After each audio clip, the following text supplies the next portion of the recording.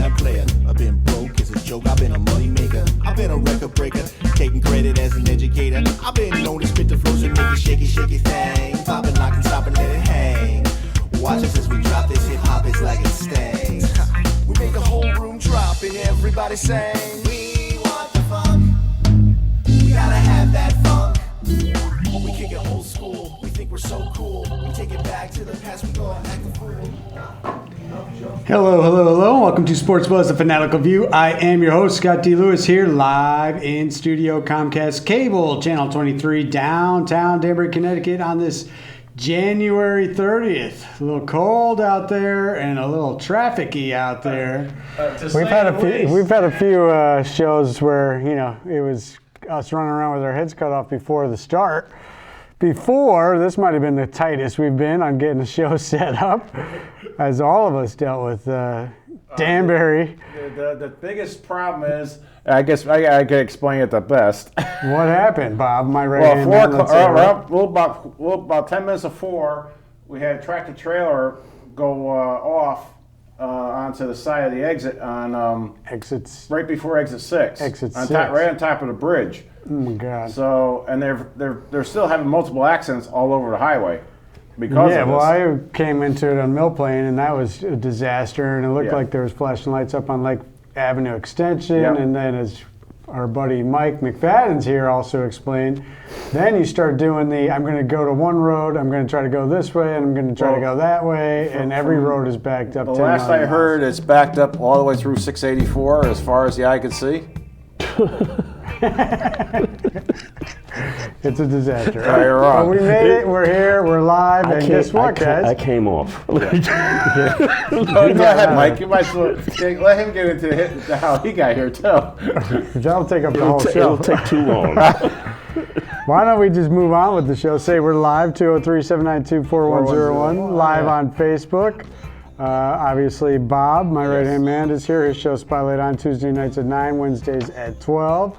Mike the Met Maniac is here. Jet Fanatic is here, made it. And also our boy Tyler, Audio Man, is back. It's his birthday tonight. And it is his birthday.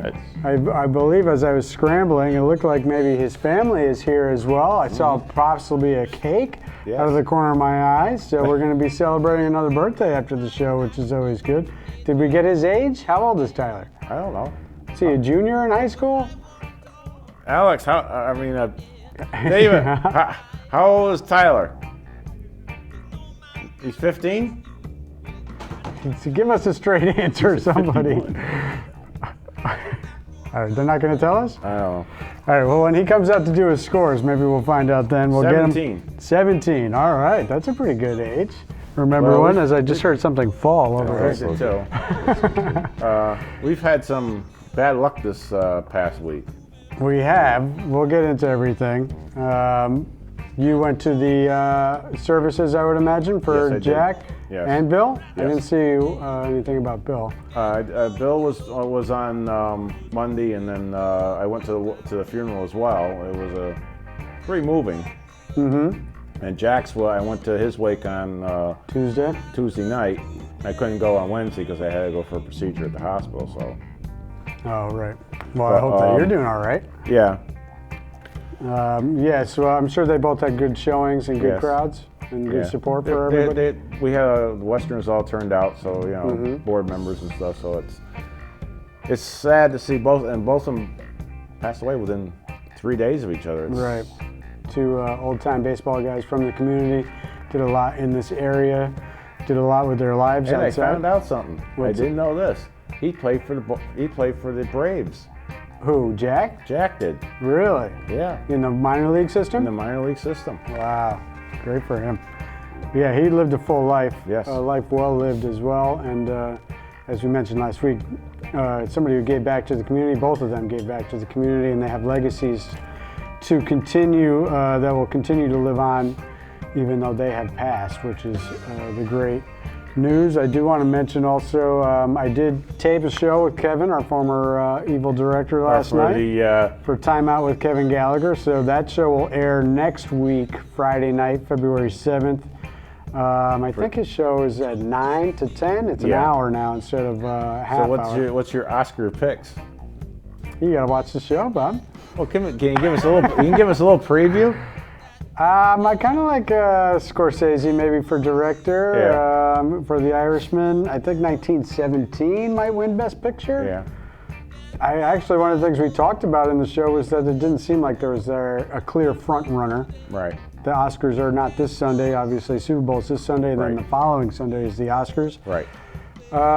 Pretty competitive, I think, in the other acting categories, but there was plenty to talk about. We filled an hour. We didn't get to everything, so we'll have him here in 2 weeks. So the Thursday after the Oscars, he will be here in studio, and we'll do like a recap of the Oscars and talk about some other movie-related stuff, and we'll get to see if he will be celebrating his Chiefs Super Bowl. Before we go into Kobe and everything, which is where we're we going had next. another bad one pass away today. Oh, today? Yes, just before the show, actually. Let me go to my notes here. John Andretti passed away. Oh, wow. How old is John Andretti? Do we know? He was Mario's son? Mario's son. One of his sons? Mario's nephew. Nephew, okay. He had colon cancer. You know, I was He's been thinking battling about for the last 4 years. Dale Earnhardt, actually, with this Kobe thing, trying to think of, athletes of certain stature passing away in tragic circumstance. Of course, Earnhardt on the track. Yeah. Nothing gets worse than that. So that's I didn't hear that news about. Yeah, it was just right before about an hour ago, I guess it came across the wire. Okay. Well, the sports world is certainly still recovering from the shock of Sunday's tragic helicopter accident. Crash into the hillsides there in California. Kobe Bean Bryant, age 41, 1978 to 2020. Retired in 2016, so actually not even in the Hall of Fame yet. No. Correct? But they say he will go posthumously in. Yeah, of course, he will get elected in. I'm sure they'll do a big ceremony. The All-Star game is what, next weekend? Yeah. So I'm sure there'll be something big there for that. I'm sure there'll be some stuff going on with the Super Bowl this weekend. Of course, the NBA has been doing stuff all week long at the games, the Laker Clipper games. Was picked to ready to go to UConn. Well, she was on the fast track to go to UConn. She certainly wanted to play there. His daughter, 13-year-old Gianna, two teammates of hers, two other 13-year-old girls in that helicopter, 9 total. So the parents, Kobe and his daughter, and her 2 friends and their parents, one of which is a longtime coach. His son is a scout for the Red Sox. Well, John, how you pronounce it? Altobelli, yeah. Well, Orange County College, Jamie Shepchick, who was our former manager for the Westerners for a while. Was with him up in the Cape Cod League. Yeah, he managed at the Cape Cod League for a handful of years, few years. He's been out on the West Coast coaching for about 25 years, I think. So, long-standing member, so that's somebody who will be greatly missed as well. And you just feel terrible for the kids who don't get to live out their dreams. You know, Kobe got to live out his at least, but the daughters and the kids just still early in life at the beginning and not going to be able to live that out. Really just unfortunate, they went up in the fog, made that decision to do it. Other planes and helicopters from that airfield did not, were grounded, and for whatever reason they felt they could do it. Kobe, a 5-time champion, was part of the three-peat with Shaq. Of course, he had the legendary feud with Shaq, which ended that run with the Lakers. He was only a one-time MVP. Right. I would have thought he would have won more MVPs. There we see him with his daughter at an All-Star game. And also UConn and the Team USA had a game the other night, and they honored Gianna at that game with her jersey in a chair there, a moment for her. But yeah, only one MVP for Kobe, 2008, 18-time All-Star, 15 All-NBA team, 12-time defensive team, 2-time NBA Finals MVP. So he was MVP of the Finals twice. Won 2 scoring titles. He's 4th all-time in scoring, ironically enough, the night before. Yeah, because Our LeBron boy Bron passed him on the list. Surpassed him, and then and he was there for that. Yeah. And he won, actually, speaking of movies, he won an Oscar. Was it last year or the year before? I think it was the year before. The year before, which was interesting. Remember, he came out of high school. Right. Draft pick in 1996, 13th overall to the Hornets, who the trade was put in place right away, and was traded directly to the Lakers. A couple tough years to begin his career, but he stuck it out. They eventually got Shaq there, and they had the great run. Notorious, really, for being not a great teammate. No. Selfish, egomaniac kind of guy. But part of that was because he was a fierce competitor. Right. I think his competitive side puts him ahead of a guy like LeBron. And here, of course, we see, you can't mention Kobe, and this is unfortunately something else that is part of his legacy, the sexual assault accusation in 2003 of the 19-year-old girl in the Eagle, Colorado town in that hotel. It never did go to trial. She decided to step away from that. It got pretty ugly in the press for her right away as her name was leaked. Details of things were leaked, true or false. It was clear that they were going to really tear her down and paint a picture of her publicly. And she chose to step away from that trial. And he got away with it, maybe. Yeah. I've been conflicted all week because when I think of Kobe, that's really the first thing I think of. Yeah. I lived in Colorado at that time. I was friends with somebody who was from that town, small town. That town was really beat up badly by that incident with the media circus. So I had a little bit of a personal connection to that on a certain level. It's been interesting this week to see the coverage.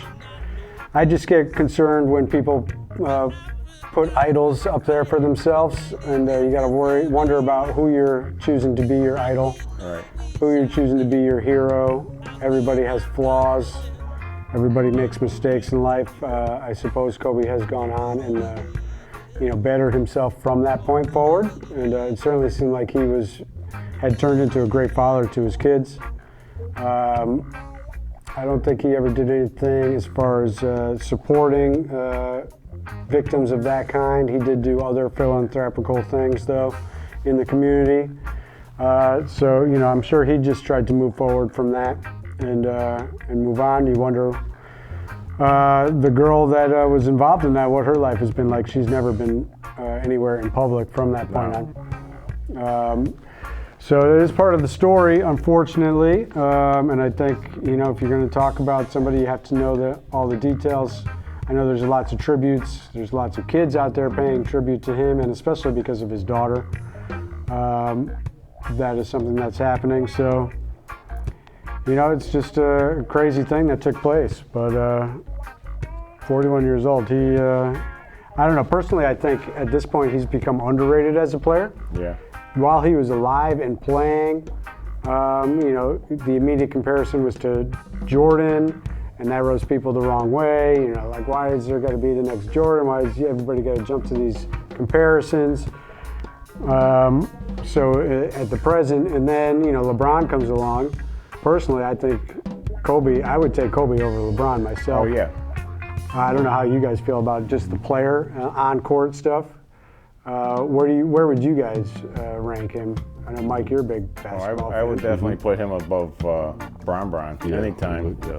Yeah. I mean, if you just think about in-game action, Right.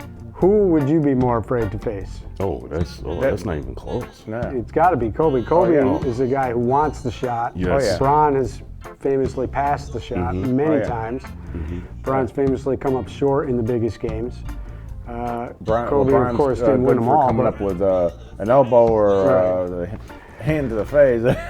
Yeah, I mean, Kobe was lethal, and Right. as a Celtic fan, obviously, you know, the Lakers are the Celtics' rival, and you know, I hated him for that reason alone. Right. But it didn't mean I wasn't afraid to face him, Right. and worried about what he would do in the game.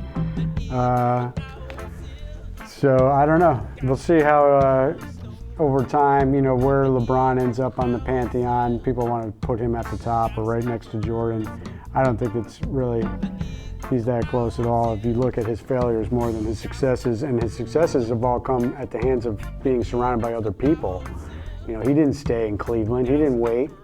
Kobe went through two you know, when he was there, when he got there, the Lakers weren't good. He waited. They were good. Then they were down again. They got great again, won again. And then he stayed after that and tried to help them get to the next phase. He never left. Bron bailed every time, and the history, you know, everybody says that Cleveland wasn't doing anything. Go back and look at how many players Cleveland brought in his first tenure, in his second tenure, and he still left twice.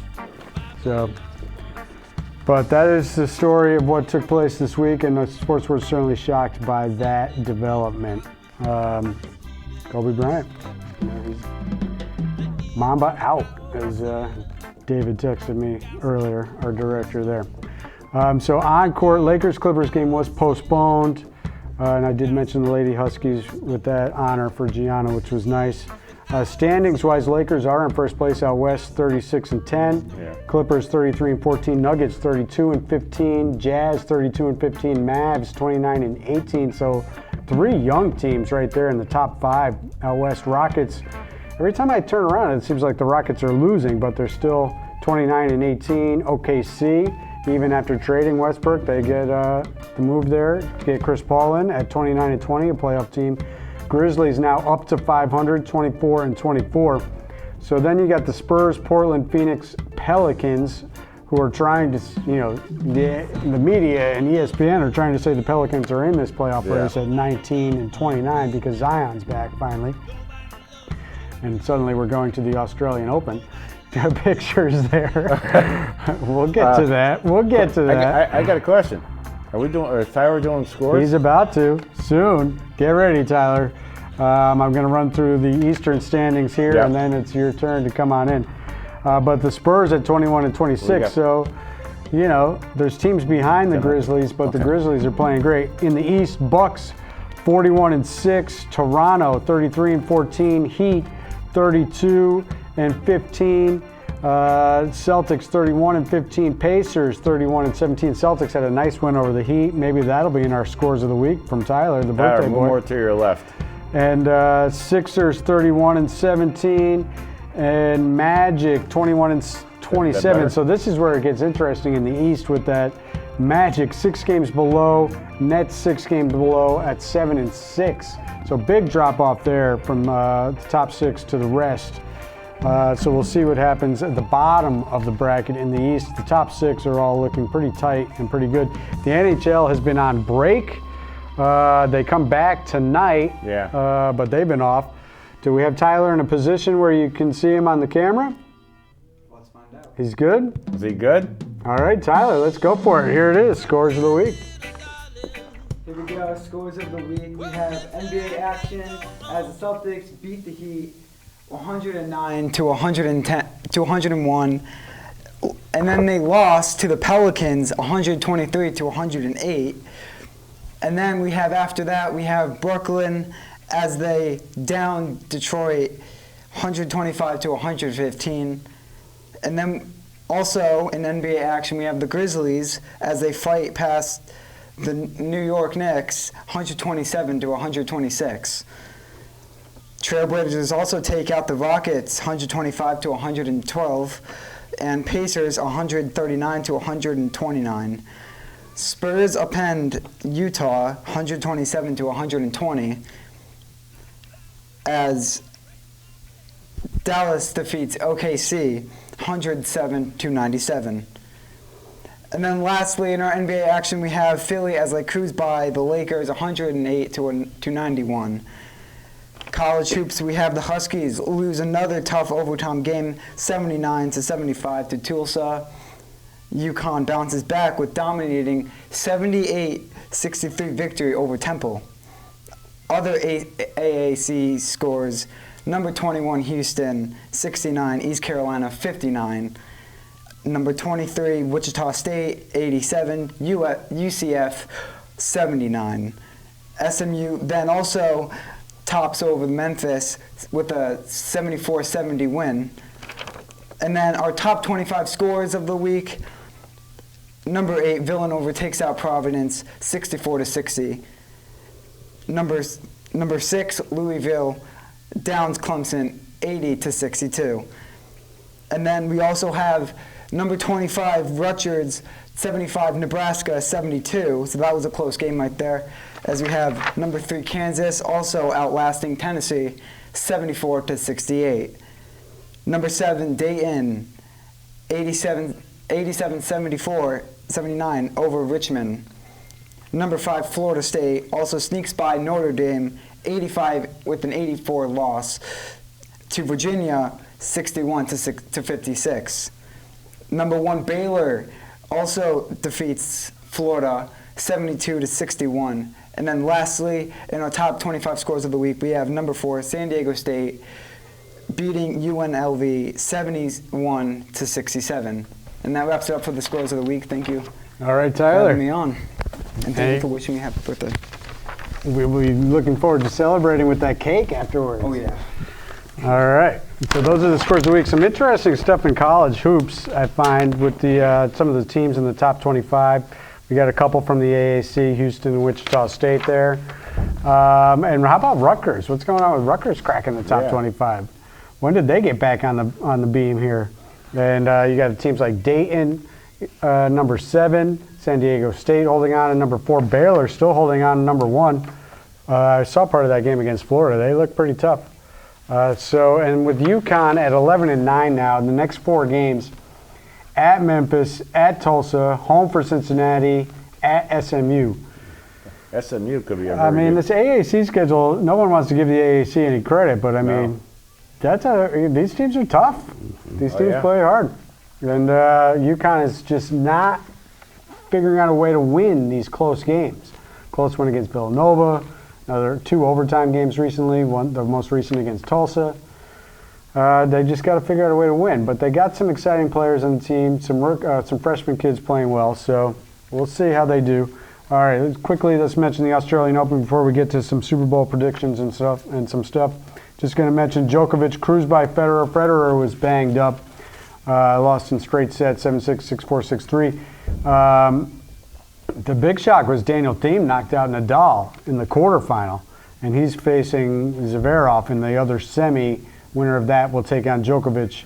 On the women's side, Muguruza, unseeded, tops Halep in the semis. She moves to the finals to face the American, Sophia Kenin, who had knocked out the other American that everyone was paying attention to, Coco Gauff, in a three-setter.